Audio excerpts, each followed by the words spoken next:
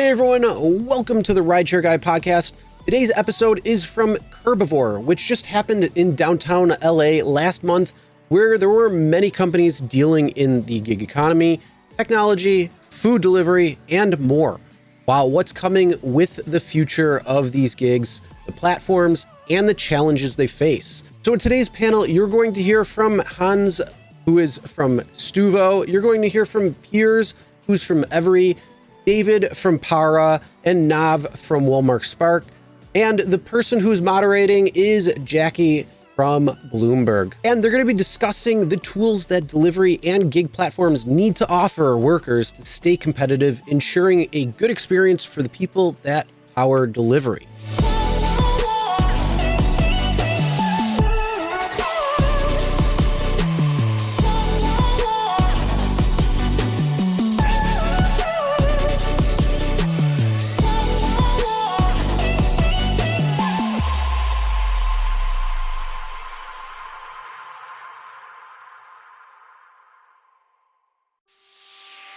Welcome to the Rideshare Guy podcast, where you will learn about the rideshare and mobility industry, straight from Harry Campbell, who's got over 5 years experience covering the industry and has talked to thousands of drivers. There's no better place to stay up to date, entertained, and educated.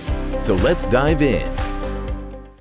I am Jackie Davalos. I'm a technology reporter at Bloomberg News, and I'm really excited to have this great panel with me to talk about the gig worker experience and the small businesses that are powering it, the gig economy rather. So I would love to maybe kick it off with, some introductions. There's a lot of sub-industries within the gig economy. It's not what it used to be pre-pandemic, so I'd love to kind of take stock of where everyone falls in the ecosystem. Perhaps starting with you, Hantz. Yes. Hello, everyone. Thank you for having me. So I'm Hantz Fevry. I'm the co-founder and CEO of Stoovo. And Stoovo, I should introduce Stoovo as well. So Stoovo is a navigation platform for delivery workers. Also, we're helping gig workers. So we're based in San Francisco, and we are hoping to make the delivery system more efficient for everyone. Great.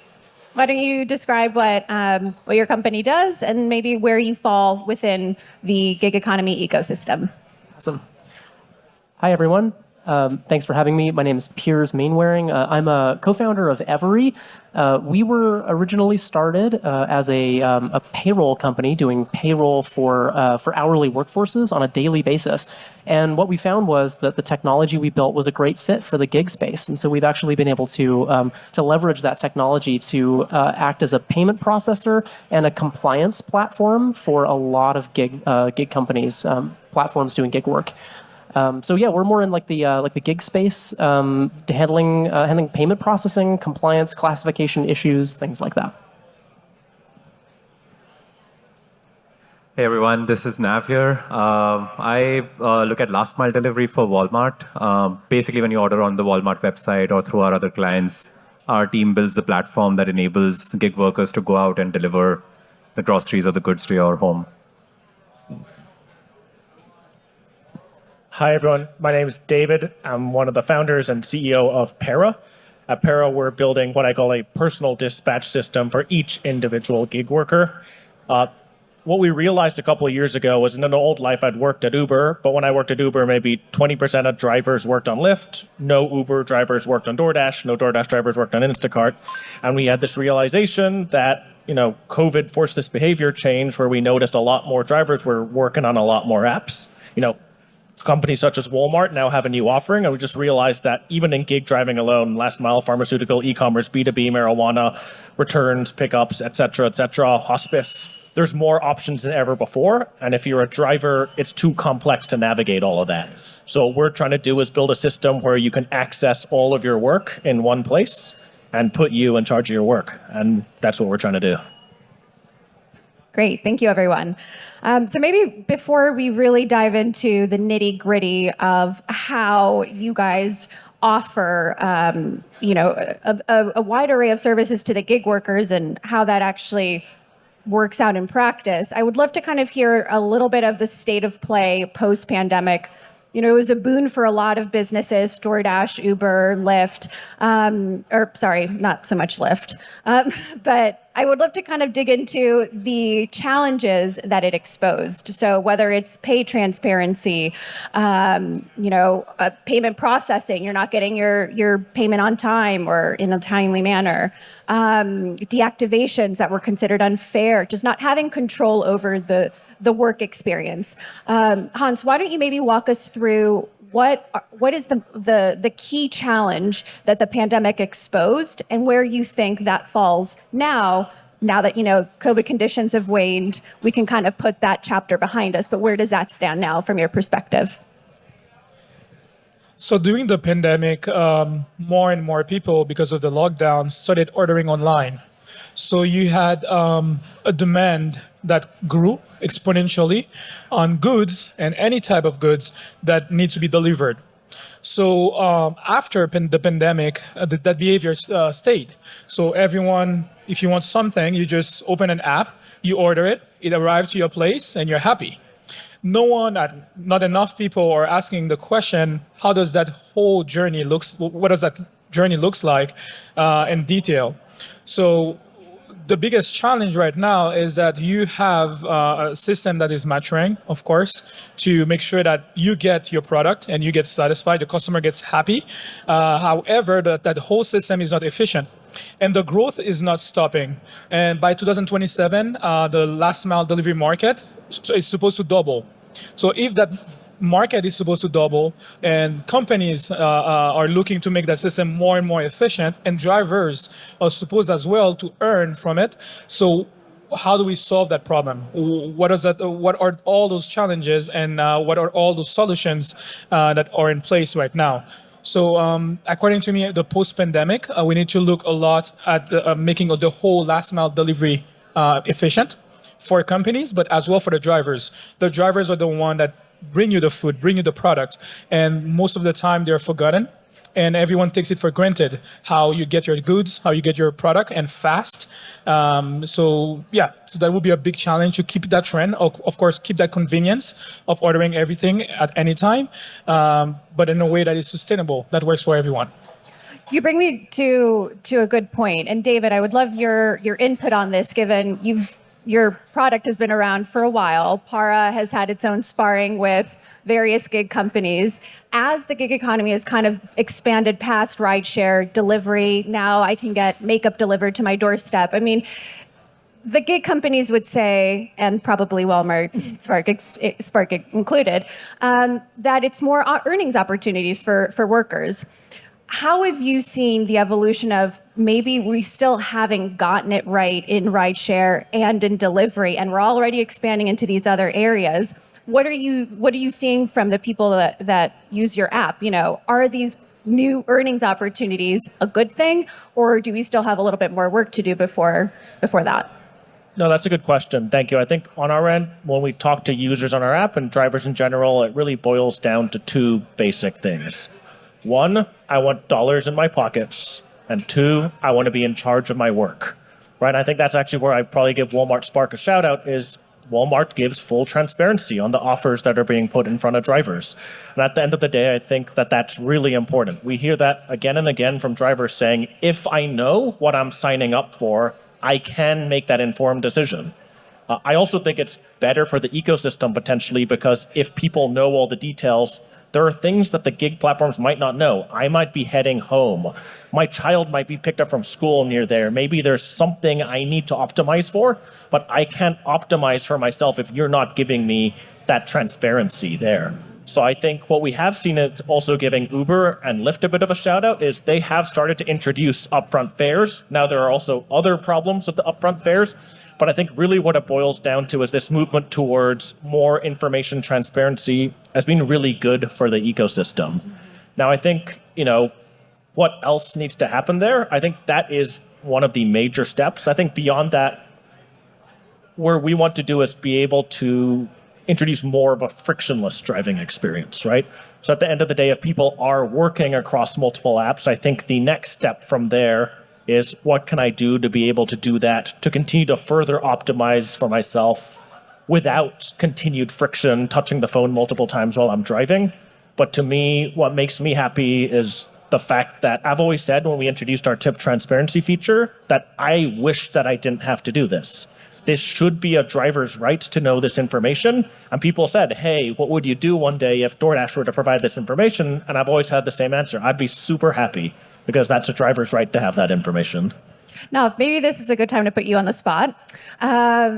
Spark came along a little bit after a lot of the gig companies had gone through the trial and error of pay transparency and what works, what doesn't, what drivers like, what pisses them off. Sorry, but I would love to learn what you learned about some of that process, and especially during the pandemic when a lot of these gig workers flooded the market. What were you internally within the company kind of paying attention to, and how has that worked out in practice?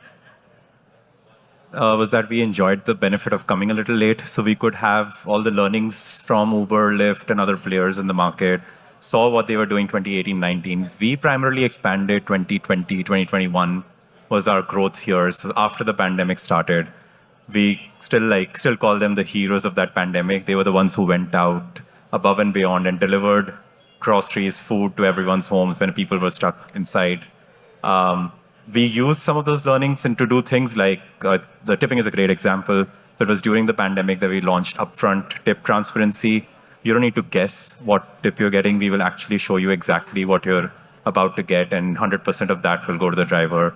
We went above and beyond to show the details of what they'll make and go, and also got deeper into the trip details page. We actually somehow maybe overshare, but we believe still in the same philosophy that they're all entrepreneurs. They're making their own decisions. And give them all the information, every single detail, let them decide. And I think all the entrepreneurs know how to optimize the business, especially our veteran drivers. They know exactly what offer to take, what not to take. How do you think about the competitive nature of getting gig workers to join your platform versus an Instacart or DoorDash or Uber? Is that something that you think about, or are you totally fine with your gig workers multi-apping? I think it's completely fine for gig workers to multi-app. I think we also know that at least half of our drivers multi-app. We've seen that consistently, and we actually want to enable that. There are periods where at certain times of the day it's better and there's more work on food delivery. Other times of the day there are more work on ride sharing. There's then times of the day where there's more work on retail delivery. So we actually feel like if you really think from the driver's mindset, it's best for them to multi-app and do different apps. But we know that there are certain drivers who prefer only rideshare, who don't like carrying food or groceries. So I think apps and how we should all design our work should be for all types of drivers. There are types of drivers who are like unilateral, only one app, and then there are other drivers who want to do all. Definitely.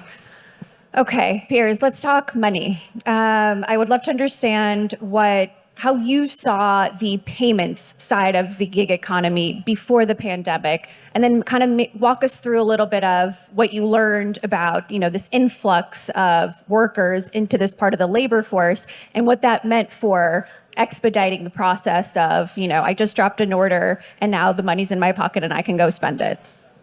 Yeah, that's a great question. We kind of matured as a business during the pandemic, so we kind of grew up watching this change as it was happening.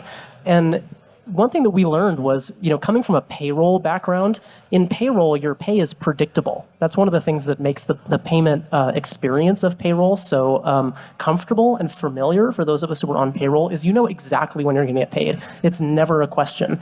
And that certainty was never there in the gig space pre-pandemic. There were questions about this topic about transparency. Not only when am I going to get paid or how am I going to get paid, but how much am I going to get paid? There were questions all over the place. What we found with the explosion of work in the gig space was that we were feeling pressure essentially from our customers to deliver the same level of predictability and confidence around pay delivery to gig workers that we were already doing for payroll payments. So it was actually a really interesting way for it was maybe a little bit more comfortable for us than for some of our other players in the space. But we were able to take the reliability of bank transfers and pull it into the gig space and offer next day bank transfers with extremely transparent visibility into when people would get paid. And we found that was a great fit in the gig space. Now that said, it doesn't come easy a lot of the time. Like, this is America, and our payments infrastructure, our banking infrastructure is hard to work with. It's like, I like to say it can be fast, it can be inexpensive, or it can be convenient, and you can only pick two of those things here. And so we have to kind of work inside this structure where we can offer payment options to gig workers through our partner platforms that are as good as possible for their needs. And try to provide as much optionality as possible to give people a chance to achieve that predictability and visibility of pay. Who kind of controls the speed here? Is it a bank issue? Is it a Uber, DoorDash, Instacart issue? Is it, I don't know if we want to go into the weeds of like the tech side of things, but in this particular situation, is there collaboration with some of the gig companies and figuring out what's the best way to make this go faster? That's such a good question. And we spend a lot of time thinking about this issue because it's so critical to our mission of getting people paid fast. There's really two major things. There's the approval or verification of pay from our partner platforms, and there's limitations in the financial system. Those are the two main slowdowns that we encounter, and it's why we love working in the delivery space. Because in the delivery space, that urgency of approving funds for payout to drivers is almost at this point a solved problem because of the efforts of other panelists on the stage, like making sure that there aren't unnecessary slowdowns in that process to getting people paid. The financial system is a harder one for us to work around, and so that's where we've had to get more creative. Same. Let's talk a little bit more about the collaboration with gig companies. I'm always curious about what they're willing to do, what they're not willing to do. David, why don't we delve into your history with DoorDash, Uber, what you've learned about some of these workarounds that perhaps they considered an infringement on their tech. But at the end of the day, where does Para stand now and what you're able to do? And is that line of communication open with the companies? Yeah, I think where we really stand is pretty clear. Drivers are independent contractors. As an independent contractor, you should be able to use the tool you want to run your business. You should have access to your work history and your work data, and you should be able to have competition for your time. So I think with that set of principles, we stand by the different things that we've done. Now, do I think that we should be able to work with gig platforms going forward? Certainly, right? I think there is a world in which if you zoom out in the medium term, what we're building is not necessarily a bad thing for gig platforms. I think it's actually a good thing. I think Nav actually put it well just now. There are times when it doesn't make sense for somebody to be exclusively on your platform, right? And I think where we had some friction with some of the companies in the short term was the sort of DNA of the company. So it makes sense, right? I would know that. I'd worked at Uber. I helped launch Uber in Las Vegas. I was part of Uber operations. And when I was at Uber, it was very simple, right? Our hypothesis there was we want all the drivers exclusively on Uber. Uber is going to exclusively get all the demand. We're going to do rideshare. We're going to do food delivery. We're going to do package delivery. We're going to own it all. And because of that, we want to retain or recruit every single driver and retain them at any cost such that they only ever work on Uber. And I think the reality is that's not how the industry has shaken out, right? I think as per a lot of industries, Uber didn't win everything. And now it's just a more fragmented experience, basically, with lots of different pockets of demand. But that DNA of those companies, I think, is still that same way, is we want the driver to work exclusively for us. So I think on our end, the onus is a little, one, we stand by what we do, but two, I do believe that over time, we can get more platforms to buy into what we're doing here, because at the end of the day, I do believe that most platforms agree drivers are independent contractors, and we should work within that framework. Hantz, I would love your take on how you collaborate, if you are, with some of the big gig companies, or participation or where areas for participation are most evident to you that would actually advance and better the gig worker experience. Yes, I would like to echo David here, is that the gig economy, at least the big players, they tend to work in silos. And their narrative is they think it's a win situation for them. However, if there's more collaboration, there will be more win-win. So we started working on the optimization for gig workers. And what we're doing, we're telling gig workers where you need to work and when you need to work. We approached a lot of gig platforms, and the idea was to share a route. So if I'm heading to San Francisco and I'm doing a delivery there, and there's another delivery from another platform, and there's that same route, there should be some collaboration for that same driver to be able to take those two orders. Back then, it was Postmates was open to work on that, but most gig platform didn't want that because the premise before was that we're gonna share our drivers, therefore we're gonna lose drivers. But the reality is that those drivers are already using other platforms. They are multi-app. They're using multiple apps. So I think now we're seeing more and more big companies being open to that collaboration. And at Stoovo, what we learned from all those gig workers and all delivery workers is that we can also work in a way where the company's benefits, the driver's benefits, and also the customer benefits. And when we analyze where would be the pain points that is common to everyone, we realize that it is at the destination. So when the drivers is delivering and going to the destination, they waste a lot of time. So the company is losing money, the customer is angry. So you have misplaced deliveries, you have your food in front of your door and the ground, or you have returns. And then the driver is wasting time because the driver has to wait for you for 8 minutes if you use Uber Eats before they are able to go out. So 8 minutes for them is a lot of time and they're losing money.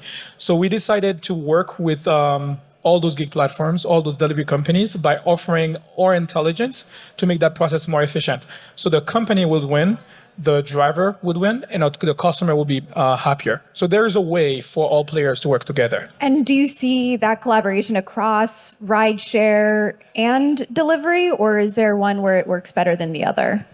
For now, we focus more on delivery, so we see that collaboration happening in the delivery space.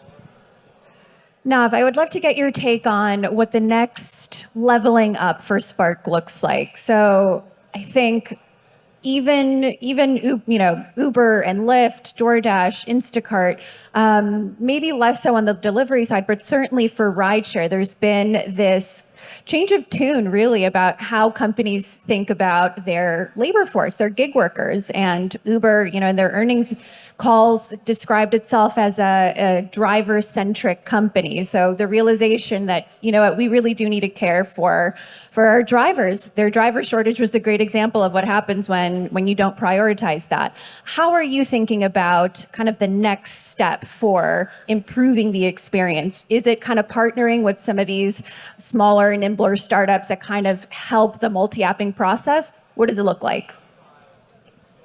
One thing that's core to our business, right? We are at the end building a service for our gig workers and drivers, and the drivers are customer here.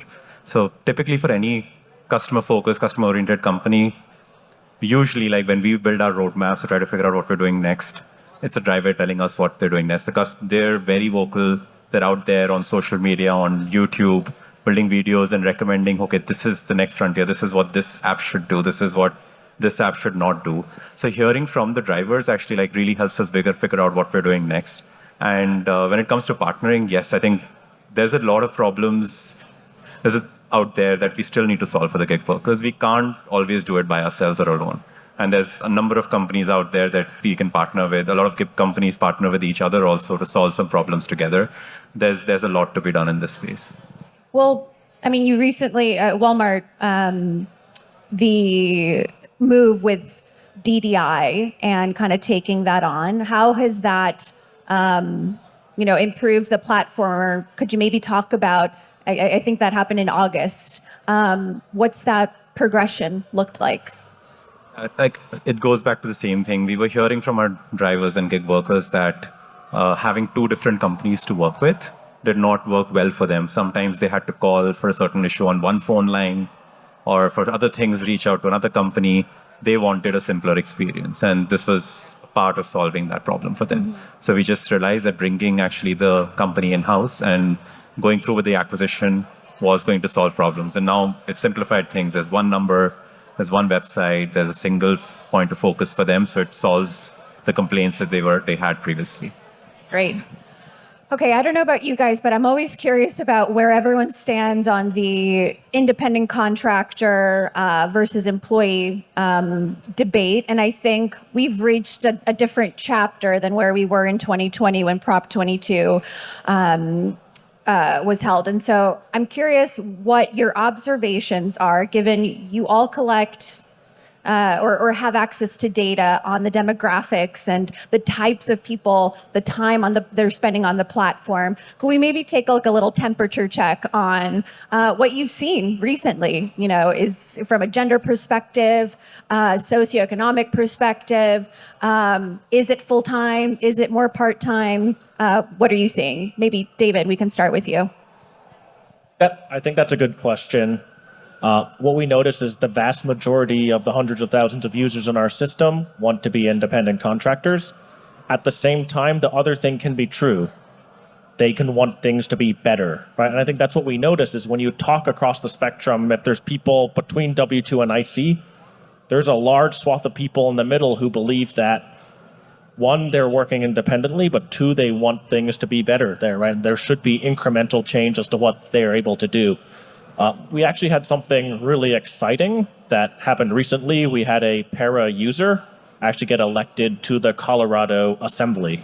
And she actually recently introduced a bill in Colorado that got voted on the floor and passed, and now it's in the appropriations stage.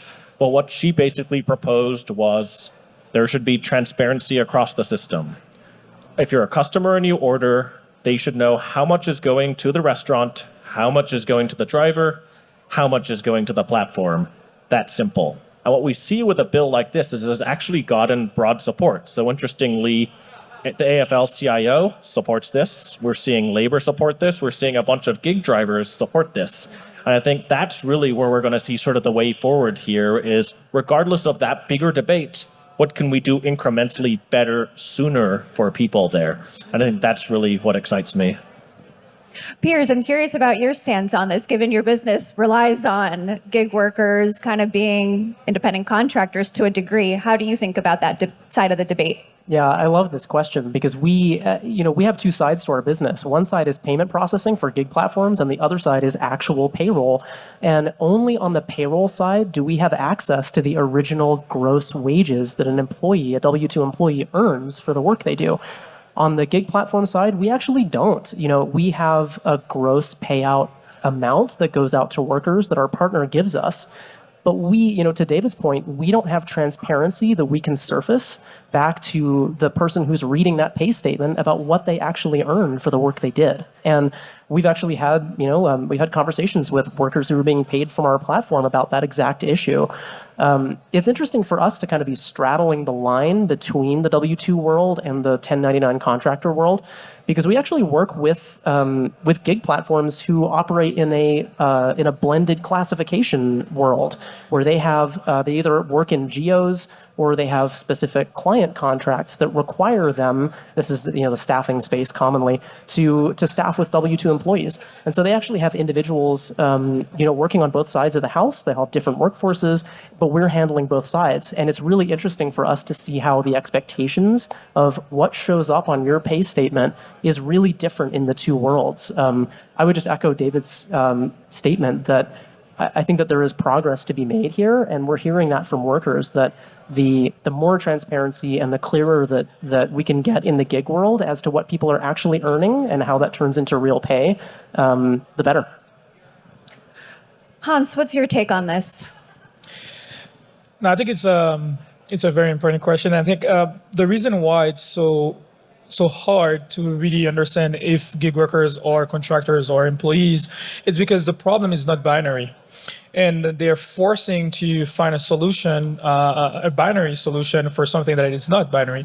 So I believe that when you look at the gig economy, you will see some gig workers who's gonna gig full time. They're gonna gig very long hours. Are those gig workers supposed to be classified as employees? Maybe. But you're also gonna see some workers who gonna gig probably several hours a day, and then probably for a whole full month they won't gig anymore. Are those contractors? So I think there's a lot of question mark. It depends, but no matter the classification, we all agree that there's a need for more transparency and better benefits for those gig workers. Mm-hmm. You're next. How are you thinking about this? Every gig company has their own regulation and public affair. I mean, a whole machine dedicated to lobbying for this kind of issue. And I'm curious where Walmart stands on it, and if you see that evolving, especially because in some states it is still up in the air. I think one thing we consistently hear from our drivers is they're here for the flexibility and to own their own work, right? So people who are using a gig economy platform are here for a certain reason. But something unique maybe about Walmart is we have both types of workforces. We do have employees in our stores who are working in the stores on an hourly basis, as well as have gig workers who use the Spark Driver platform. There are two types of people. There are some people who want flexibility. We have seen examples of people who've mentioned that they used to have a job before, and now they're a gig worker and they have that flexibility and they enjoy it. We've even seen the reverse. We've had some drivers who've gone on to work in a store and they wanted stability, and now they've left gig work and gone to become an hourly employee. I think right now what we're seeing is there's a world for both of them. There's a world for flexibility and there's a world for stability. Mm-hmm. Maybe that's a good spot to pivot to everyone's favorite topic nowadays, artificial intelligence. And I think it has a place in the gig economy, and what shape that takes, I think, is still yet to be seen. But giving you guys touch various parts of the ecosystem, the predicting of payments, or what is the most efficient from, the algorithms behind payments processing and the speed attached to that. Para, having access to the different types of earnings opportunities and apps. I mean, I would love, and maybe this might be a little too still pie in the sky to wrap our heads around, but bear with me. Does artificial intelligence have a role in the gig economy in the space that you operate? And what does it look like? Why don't we start with you, Hantz? Yeah, great question. Especially before in my previous life, I was at Google. I was leading the AI research team for the Google Assistant. So right on. So you may know a thing or two. Yeah, so I think definitely. First of all, AI is not something super complex, right? If you're talking about ChatGPT or all those stuff, AGI, then of course it's way more advanced. But you can have machine learning, very small machine learning, to make a small prediction about the pay of the worker, and we're using also AI on several of our projects. But I think if you look at since you talk about payroll, yes, one of the biggest problem is how much will I earn? That is a question that the worker would like to answer. If I work right now in San Francisco at 8 p.m., how much can I earn? What is the maximum earning? So definitely there's enough data right now to use AI and share that data with the worker. For us, we're doing that right now at Stoovo. We don't need to wait for Uber or all those big companies to give us that data to be able to surface that to the worker. On the company's front, you can also make a lot of prediction, and they're already doing that, demand prediction, etc. So definitely, I think AI has a big role there, and I think AI is already playing a big role in the gig economy. Great. Piers, what's your take on AI? Yeah, I think this is a really cool question. The space that we operate in is not just in payment processing, but also in compliance and compliance tools for our platform customers. And one of those places that the compliance issue shows up is in onboarding new workers. So this is a huge one on the W-2 side, but focusing more on the contractor side, there is still a question of onboarding workers in a compliant way, making sure that their taxpayer information is captured correctly, that they're providing certifications wherever is needed, like all those different topics about making sure that someone is eligible to work on your platform. Many times what we see is that this is like the hardest nut to crack for a lot of our clients. They spend a ton of time and money building processes and technology in their platforms to solve this issue. This is a place that we've seen some opportunity in our platform, since we offer compliance tools as well, to be able to plug in an AI model, some sort of AI-based technology that allows us to be able to provide those answers as to work eligibility and catch issues sooner upstream before they become problems for a CS team or a legal team to have to sort out later. That's great. I might follow up with you again, because as we approach tax season, it's not the sexiest topic, but the tax rules for gig workers has changed. And I have one W-2 that I need to submit, and even that process feels overwhelming. I cannot imagine what it's like for people that have various tax forms, but maybe we can kind of touch on the nitty-gritty of that in a bit. But why don't we head to you next on how you think AI will, impact Spark's platform, if it has a place in it? What do you think? Yeah, I think in general, Walmart has been working on things related to machine learning models and so for a while now. The company's been investing in that space. Our belief is we need to use these ML models to power our workers better. We consistently use a lot of these features to figure out when should we come, when should we pick up, when should a driver be picking it up, how do we find the right driver for the right trip. So these models, I would say the purpose of having them is to ensure that we can make lives easier for these gig workers. And there's more to be done here. I think there's more ideas that we can implement to make life easier for them. Right. So robots aren't taking over people's jobs anytime soon. I think on the customer side too, right? There's always this world of preference. People still, when you're delivering a full basket of food and groceries with milk, eggs, having somebody properly take it out and take care and drop it to you at your door, that's a really important part that we keep hearing from our customers too. And at the same time, there will be a small list of customers that don't care about them and will eventually prefer a world where they're getting it through a drone flying in the sky. But we'll see this world evolve. But right now, we consistently hear from our customers on how important getting their groceries delivered in the right way is. Great. David, what's your take? I see two buckets and how they feed into each other. The first one is routing and pricing. The second bucket is how we can build a more perfect and beautiful system using AI. Could you repeat that last bit? How we can build a more perfect and beautiful system using AI. So on the pricing and routing, I think it's obvious. You can have, dispatch logic is a hard problem. And I think AI will be able to do some of that more efficiently in a way that makes sense. The second part of that is pricing, right? And I think you heard on sort of the latest Uber earnings call reference to the fact that if a driver is not taking a trip, it's because Uber hasn't priced that trip correctly. But I think what you're starting to see is probably using some more AI to take into account a bunch more inputs that would help to price trips in a better way.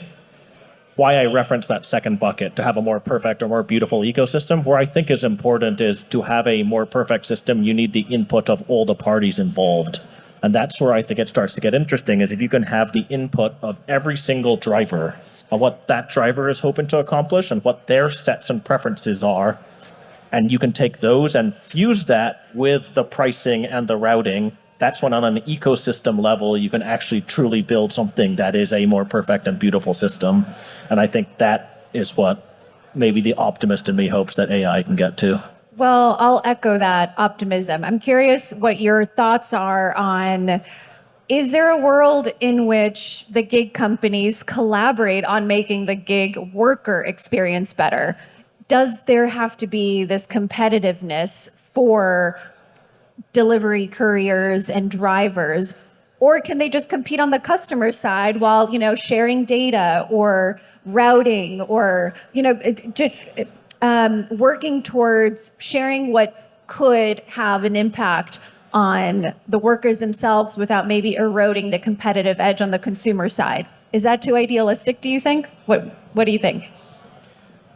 The short answer, I think definitely it's realistic. I also think two things. The first is that the gig economy as we know it is pretty nascent, right? Mm-hmm. And a lot of the companies also are adjusting to the realities. So before the pandemic, it'll be, you wouldn't even think that a company, like a gig company, would even partner with a small startup. Now they're more open to it. The second point, I think, definitely the competition right now for a gig company will be to retain their drivers. So they would be forced as well to think about how to provide a better experience for the drivers. Otherwise, there's so many other platforms. It's not a monopoly anymore. Then those drivers will just go for the competitor. So I think this is already happening. Of course, we want to see it faster and we want to see quicker solutions. But I think there is a world where the gig companies can collaborate to improve the experience of their workers and all partner with other players to offer a better solution to them. David, why don't we actually hop back to you on that point? Hantz's note about price, it's not just wages, but it's also maybe some of the other perks around transparency that actually make a difference in terms of which platform workers decide to work on. What other levers do you think are left to pull on? So upfront fares were, one, but you can only compete on pricing so much before you end up in a pricing war. What's kind of the next step for perhaps an Uber to compete with a DoorDash to an Instacart for workers? Yeah, I think what you said earlier is like, can the platforms focus on, the end consumer? No, I think there's a lot of focus that can still go on drivers, right? I think where we really come from is a platform shouldn't try to force drivers to work on their system because of friction. They should do it because drivers want to work for their platform. What does that mean, right? Price is a factor of it, but does this platform respect me? Am I treated well? Do I get the customer support as a driver that I get? Do I enjoy the sort of work that I do? Do I get consistent work from this company that I feel is priced fairly? And I actually think that some of the larger platforms should be able to do this stuff well, right? And I think that's really where platforms should compete for that driver time, is from experience, not friction. Now, if I sort of zoom out a bit, I think, where does this all go for sort of platforms? Back to the optimism point. I do think if you plot like every single gig trip that's done in a city on a matrix and look at how all of that is being filled, it is super, super inefficient right now. Right, so I do think that there's a world in which everybody can win, and maybe this is sort of the vision that Hantz mentioned earlier, and that is one that I also share, and that really drives what we do, is that there is a world in which there is so much inefficiency in the system in which customers can probably get a lower prices, drivers can make more money, and the platforms can drive a lower marginal delivery cost. The problem that's missing from that is that coordination layer that allows people. There's also an environmental benefit, right? And we're already starting to see a little bit of that with some of the work we're doing with some of our partners, right? So we do e-commerce deliveries for our direct-to-consumer. These opportunities come into our app for a direct-to-consumer delivery company. We also have another partner on our app who does returns pickups, right? So for Rent the Runway. I could use that. Right? But surprisingly, it's going to the same neighborhoods. Fancy D2C products are also the people who are doing Rent the Runway returns. Right now, they're sending a person back and forth for each one of those, but because both of them are sending pings through our system, we're able to say, this driver's already there. If you want to head a couple minutes that way, you can actually go pick up this package, and everybody wins in this scenario. So I think that there is, beyond just the competing for the driver, I do think that there is stuff on an ecosystem level where everybody can still benefit from. Well, let's take a look at the consumer for a second, because economic data that came out this week was fairly positive for a lot of the discretionary type services. Delivery has been really resilient, rideshare too. But when you look at the retail world, Walmart, I'm sure, knows a thing or two about that. You're seeing, and actually benefiting from it, you're seeing consumers go towards the cheaper option, looking for cheaper, stores and the deals. And Walmart is a beneficiary of that. But it does show that budgets are getting pinched. And what does that mean if we're going into a recessionary environment for these services that have shown to be largely resilient? Will we start to see some softening? I don't know if you guys have seen anything or trends in the data that you get from your products, but what are you seeing from that perspective? And is it something to be concerned about? Hantz, why don't we start with you? Yes, great question. I think for Stoovo, we've seen a lot demand from our users anticipating that. And of course, they're on the forefront. They're feeling the economic downturn. And the ask for them is to improve on that inefficiency that they have, solve for it. And this is why on our app, we started to accelerate some feature that we wanted to launch next year to try to make that process more efficient for them. And one of them is the time that is wasted.